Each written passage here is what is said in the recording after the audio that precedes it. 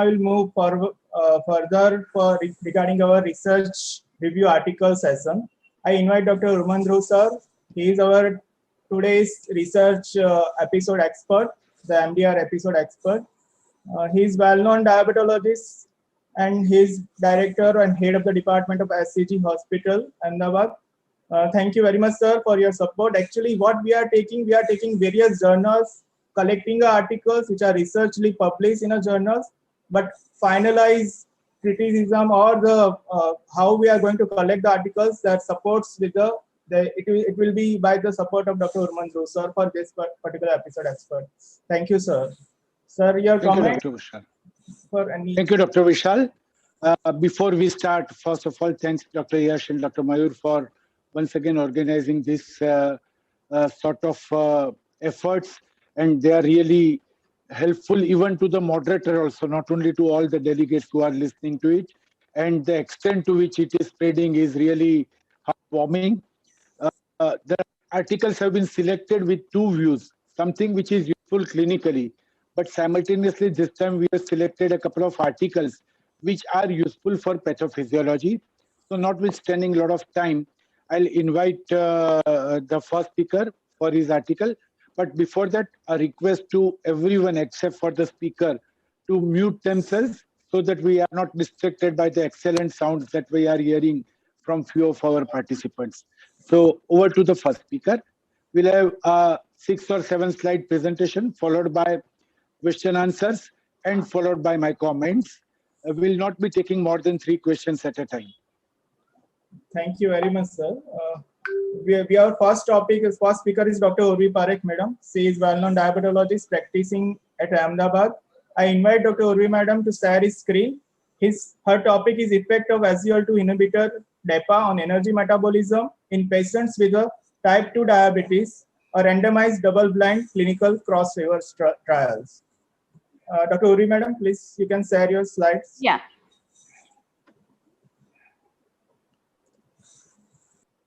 Is it visible? Yeah, go ahead. Yeah. Today, my role is on effect of SGLT2 inhibitor, dapagliflozin, on energy metabolism in type 2 diabetes. First of all, I like to thank you, Swasthya Diabetes team, for giving me this opportunity.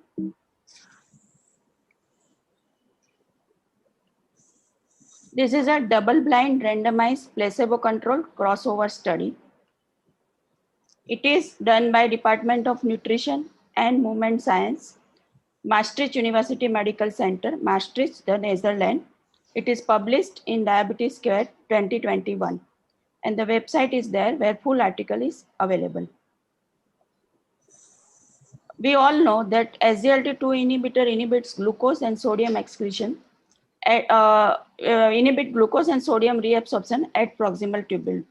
It reduces the weight also. It reduces blood pressure.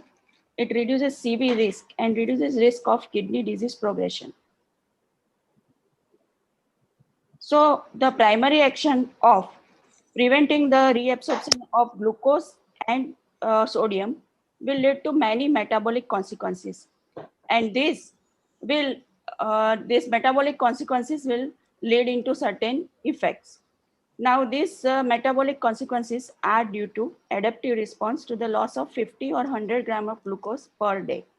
And these consequences will result in mild caloric restriction type effect, increased glucagon, increased endogenous glucose formation, and increased fasting fatty acid oxidation. There may be decreased intrahepatic lipid also. Now, what are the aims of this study?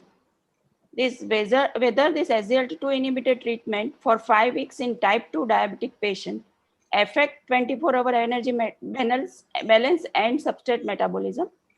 The researchers investigated for that 24-hour energy expenditure, substrate oxidation, whole body and tissue-specific insulin sensitivity, and ectopic fat accumulation. There are evaluation of 26 patients who were randomized after consent, mean age 64.2 years, body mass index was 28.1 kg per meter square, HbA1c average was 6.9, GFR is 141 ml per minute. And among the 26 patients, 17 were on metformin and 7 not on any anti-diabetic, only dapagliflozin. The procedures done at the end of the treatment visit, HbA1c, uric acid, and high sensitivity CRP was tested. The patient kept in whole room calorimeter to measure O2 consumption and CO2 production. Now, same diet given to the patient at fixed timing and same activity protocol given to the patient. They have measured 24-hour energy expenditure and respiratory exchange ratio. They have measured also diurnal glucose excretion variability of dapagliflozin. They have measured 24-hour fatty acid oxidation and 24-hour protein excretion, and insulin sensitivity after basal and high insulin infusion.